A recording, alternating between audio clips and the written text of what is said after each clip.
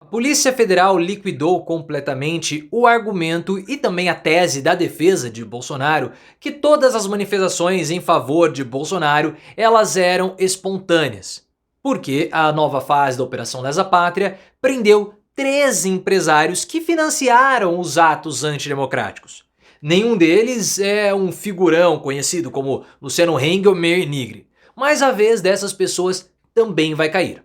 A tese está liquidada porque se nós tínhamos financiamento, nós tínhamos uma estrutura. E não somente os atos antidemocráticos de 8 de janeiro foram financiados por essas pessoas. Agora eu que estou dizendo. Toda a estrutura que Bolsonaro comandava ilegalmente do Palácio do Planalto era também financiada. Mas coloque nos comentários. O argumento de Bolsonaro está liquidado? Você quer que o Heng também seja preso? Se você curtiu essa operação, deixa o like e se inscreva no canal. A Operação Lesa Pátria é a operação que está investigando não somente os atos antidemocráticos, mas a existência de toda uma estrutura.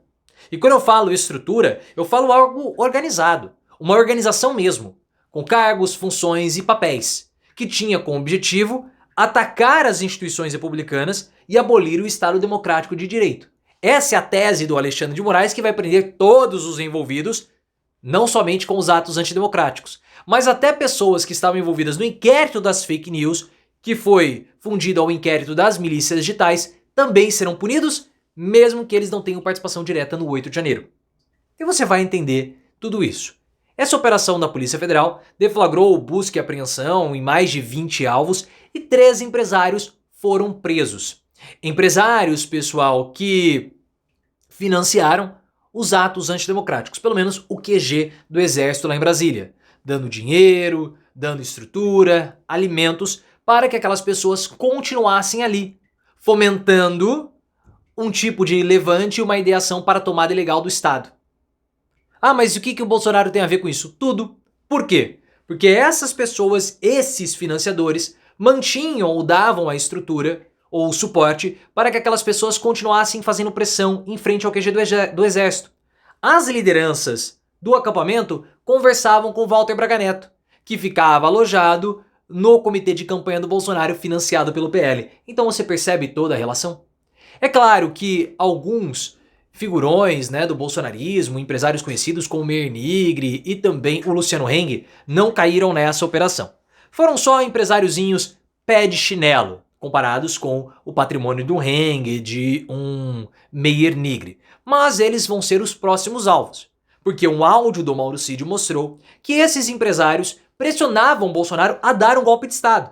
Que empresários? Aqueles que a Polícia Federal, em 2023, deflagrou também busca e apreensão, porque eles estavam tentando cooptar funcionários e também a votarem no Bolsonaro e a adotarem medidas fora da lei para que o Bolsonaro vencesse o Lula em 2022.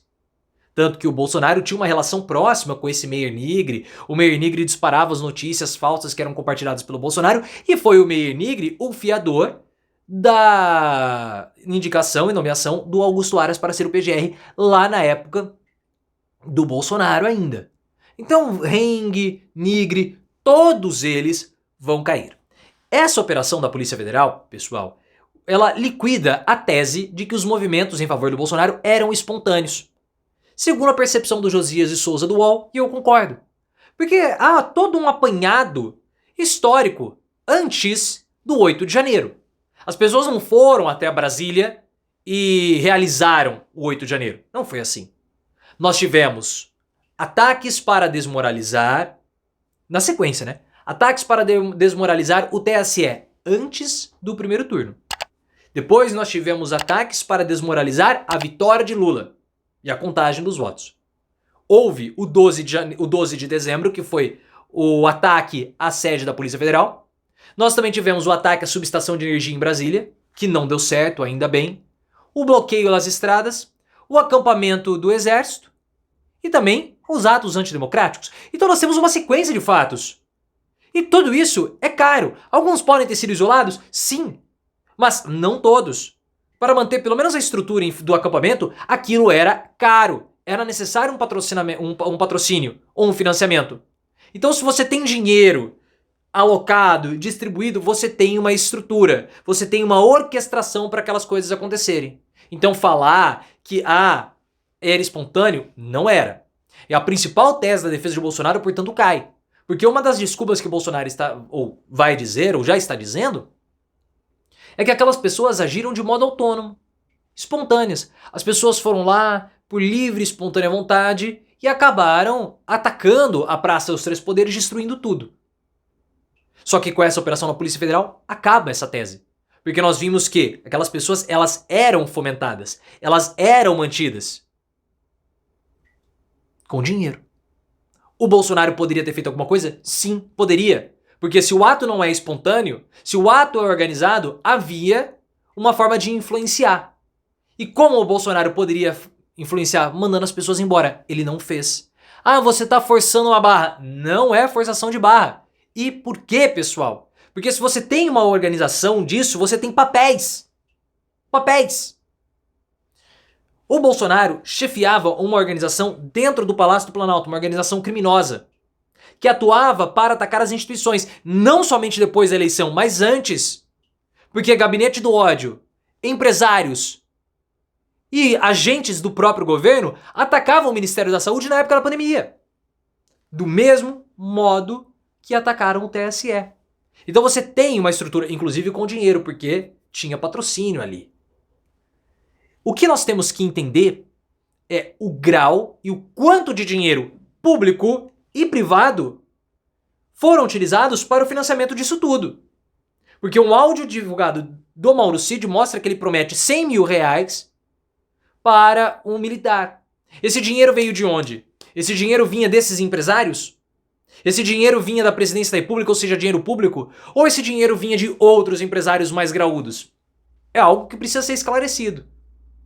Mas, óbvio que você tem fluxos financeiros, fluxos de dinheiro, porque senão você não teria essa estrutura. A estrutura, pessoal, que o Bolsonaro usou durante a pandemia, que usou também para atacar o TSE, aquilo era muito caro. Quando o Bolsonaro deixou a presidência da República, o engajamento dele nas redes sociais caiu muito. Por quê? Porque o interesse dele acabou? Não. As pessoas se interessam por Bolsonaro, as pessoas consomem Bolsonaro. Vocês enxergam eu falando de Tabata Amaral aqui? Não. Porque Tabata Amaral não gera audiência, não gera interesse, as pessoas querem consumir o que o Bolsonaro está falando. Ele gera interesse, é importante fazer a cobertura dele. Mas se ele ainda gera interesse, por que o engajamento caiu? Porque era um engajamento artificial. O engajamento que tinha robôs, contas falsas. Mas para você manter robô e conta falsa é caro. Esse dinheiro vinha da presidência da República, vinha através de trabalho com o Felipe Martins e o Tércio Arnaldo, por exemplo.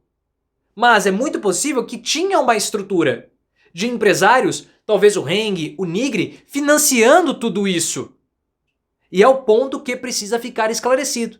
Porque esse dinheiro entrava e atacava e tirava a credibilidade das instituições. Como, por exemplo, o Ministério da Saúde, que na época da pandemia era importante para que as pessoas se prevenissem, mas o Bolsonaro não queria prevenir. Empresários atacavam, como o Luciano Heng, as medidas de proteção e várias pessoas perderam a vida.